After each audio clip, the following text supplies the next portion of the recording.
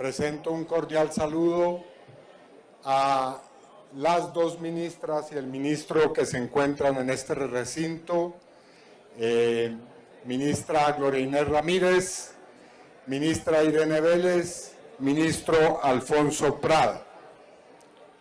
Me permito, como usted bien lo ha dicho, en compañía de mi colega, la senadora María José Pizarro, rendir informe ante la plenaria del Senado de la República sobre el estado actual de los diálogos que adelanta el Gobierno Nacional con el Ejército de Liberación Nacional. Dos palabras introductorias sobre los antecedentes de este proceso. Entre el año 2012 y el año 2018, el gobierno presidido por Juan Manuel Santos Calderón adelantó en las ciudades de Quito, Caracas y La Habana un proceso de acercamientos primero y luego de diálogos y negociaciones con el Ejército de Liberación Nacional. Entre el año 2012 y el año 2014 se produjeron los primeros acercamientos exploratorios. Entre el año 2014 y el año 2016 se produjo la negociación de la agenda de diálogos que tiene o tuvo 6 puntos pactados por ambas delegaciones, y entre el año 2016 y el año 2018 se negoció especialmente en las ciudades de Quito y Caracas el primer punto de la agenda titulado la participación de la sociedad en la construcción de la paz, y el punto 5F de la agenda de ese entonces, cese al fuego y de hostilidades de carácter bilateral.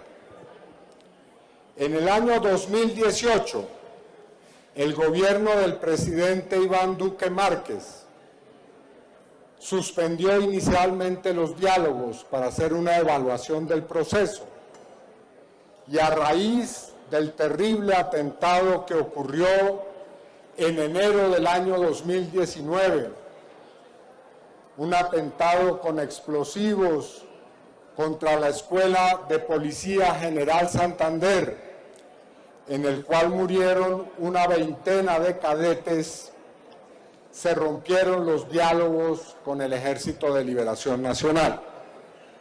Esa ruptura se prolongó durante 4 años y quiero rápidamente señalar las consecuencias que trajo. Según los datos del Ministerio de Defensa, en el año 2016-2017, la guerrilla del ELN contaba con 2.972 integrantes. El día de hoy cuenta con 5.851. Repito, datos del Ministerio de Defensa. En ese mismo lapso, la guerrilla del ELN alcanzó presencia en 212 municipios, 62 más que en el año 2018. Y en relación con sus zonas de influencia, el ELN consolidó su presencia en las 5 principales ciudades del país y en 11 departamentos donde hoy se enfrenta al llamado Clan del Golfo y a las llamadas disidencias que quedaron del proceso con las FARC-EP. Si bien el gobierno del presidente Duque señaló que el ELN se había limitado a realizar acciones aisladas durante su gobierno, la realidad es que la guerrilla del ELN, por la ausencia de los diálogos de paz, se duplicó y creció considerablemente en su radio de influencia territorial y en las acciones armadas. Escúchame, senador Cepeda. Siga, senador Cepeda. Muchas gracias, presidente. Insisto en la idea que había esbozado. El resultado de la ruptura de los diálogos con el ELN durante el gobierno del expresidente Iván Duque fue la duplicación no solamente de los integrantes de esa guerrilla, sino de su presencia territorial y de su potencial de acción armada en todo el país y concretamente en 11 departamentos y especialmente en el departamento de Arauca y en la zona fronteriza con Venezuela. Siendo este el panorama, el actual gobierno ha dado hasta ahora 5 pasos esenciales en el desarrollo de los diálogos con esta guerrilla. En primer lugar, reconoció formalmente el carácter político de la negociación con este grupo armado rebelde y en consecuencia decidió dar continuidad al proceso que se había iniciado en el año 2012. En segundo lugar, reinstaló la mesa de diálogos el 21 de noviembre de 2022 en la ciudad de Caracas. En tercer lugar, realizó el primer ciclo de diálogos entre el 29 de noviembre y el 13 de diciembre del año 2022. Cuarto, llevó a cabo el segundo ciclo de diálogos entre el 12 de febrero y el 12 de marzo de este año. Y en quinto lugar, ha convocado junto a la delegación del ELN el tercer ciclo de conversaciones que se llevará a cabo en la ciudad de La Habana después de mediados del mes de abril. ¿Cuáles son los resultados de este proceso hasta el día de hoy? El Gobierno Nacional y el Ejército de Liberación Nacional han partido del siguiente principio, doctor Humberto de la Calle: construir sobre lo construido. Han decidido retomar no solamente las experiencias de otros procesos de paz, de los procesos de paz que se llevaron a cabo desde la década o mediados de la década de 1980 en el país, sino en particular la valiosa experiencia que dejó el proceso de paz, cuyos diálogos terminaron en el acuerdo final de paz suscrito en 2016, que ha permitido el fin del conflicto armado entre las FARC-EP y el Estado colombiano, resultados que se plasmaron en el acuerdo final de paz, no digo todo el largo título de ese acuerdo, y que fue suscrito en el año 2016. Pero también ha decidido retomar la mesa de negociaciones y de diálogos todos y cada uno de los avances que se obtuvieron entre 2012 y 2018 en los diálogos entre el gobierno del presidente Juan Manuel Santos y la guerrilla del ELN. Hasta el día de hoy se han producido 9 acuerdos entre el gobierno y el ELN. Los voy a enunciar rápidamente, pero voy a hacer énfasis en uno de ellos. El primer acuerdo es sobre la institucionalización y formalización de la mesa de diálogos. La mesa de diálogos está compuesta por una delegación que integran 16 personas, o integramos 16 personas, en nombre del Gobierno Nacional, por delegación del presidente Gustavo Petro Urrego. Esa delegación tiene una composición paritaria entre mujeres y hombres y tiene pluralidad política, social, étnica, religiosa y etaria.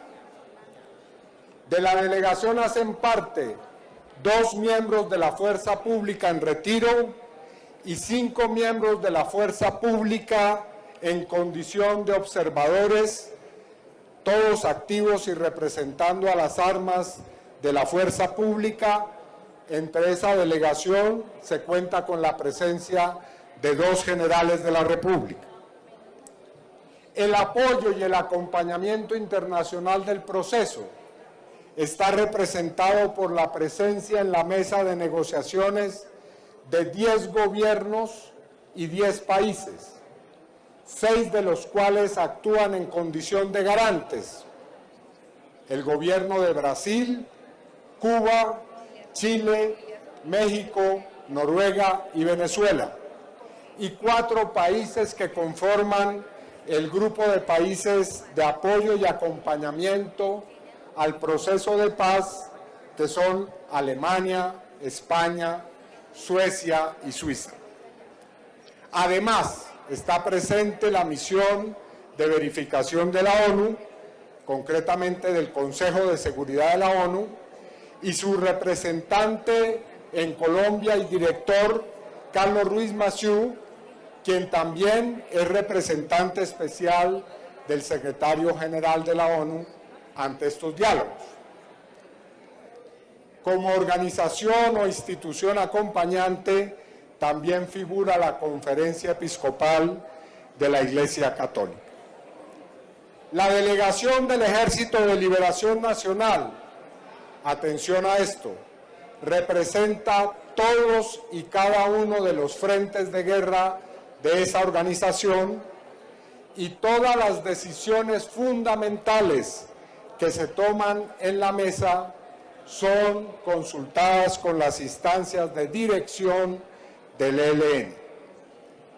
Algunos principios que rigen nuestro trabajo: el cumplimiento irrestricto de los acuerdos, la bilateralidad, la reciprocidad, la confidencialidad y el respeto mutuo entre ambas delegaciones. Primer acuerdo. El segundo y más importante acuerdo alcanzado en los diálogos con el ELN es el llamado Acuerdo de México o Nueva Agenda para la Paz de Colombia. ¿En qué consiste ese acuerdo? Rápidamente lo digo. En el Acuerdo de México está enunciado el carácter general y la definición del proceso de paz. Primer asunto: el objetivo del proceso de paz en curso es el fin del conflicto armado con el ELN, erradicar la violencia de la política y realizar transformaciones democráticas en Colombia a través de un llamado a un acuerdo nacional y de una alianza política y social de amplio espectro en Colombia, que reúna a las principales fuerzas políticas y sociales del país. El acuerdo nacional debe girar en torno a los principales y fundamentales problemas que tiene la nación: el narcotráfico, el problema de los efectos más adversos del cambio climático, la violencia de todo tipo y de todo orden, la debilidad de la soberanía nacional, el desarrollo territorial, especialmente en las zonas urbanas, y la situación de las poblaciones rurales. Para este pacto, repito, están convocadas, y aprovecho este informe para invitar a todas las fuerzas políticas de la nación para que participen en este proceso de diálogo. Punto número 1 de la agenda: participación de la sociedad en la construcción de la paz. Este punto lo vamos a abordar en el próximo ciclo que comienza a desarrollarse en la ciudad de La Habana próximamente, y consiste fundamentalmente en desarrollar espacios de participación social y ciudadana desde el punto de vista territorial, temático y sectorial. En ese punto de participación esperamos poder desarrollar simultáneamente el cese bilateral de fuegos que otorgue garantías de seguridad a quienes participen especialmente en los territorios rurales, en los procesos de diálogo sobre el proceso de paz. Se dice que esa participación deberá ser vinculante y transformadora. No me extiendo sobre el punto de participación por asuntos de tiempo, pero con el mayor gusto estamos en disposición con la senadora María José de responder cualquier duda sobre el particular. Punto número 2, democracia para la paz. En este punto se van a abordar a través de una amplia deliberación asuntos que atañen al modelo económico y político desde una perspectiva democrática, y subrayo este punto. Espero que a pesar de los murmullos que hay en la sala, nadie, digamos, después no diga que no se afirmó esto. Así que pido un poco de atención sobre esta afirmación que voy a hacer. Cuando se habla de cambios en el modelo económico y social, se expresa claramente que deben ser realizados dentro de los parámetros del sistema democrático e institucional. Es decir, que se trata de adelantar un proceso de transformaciones desde el punto de vista de la deliberación democrática. En tercer lugar, transformaciones para la paz.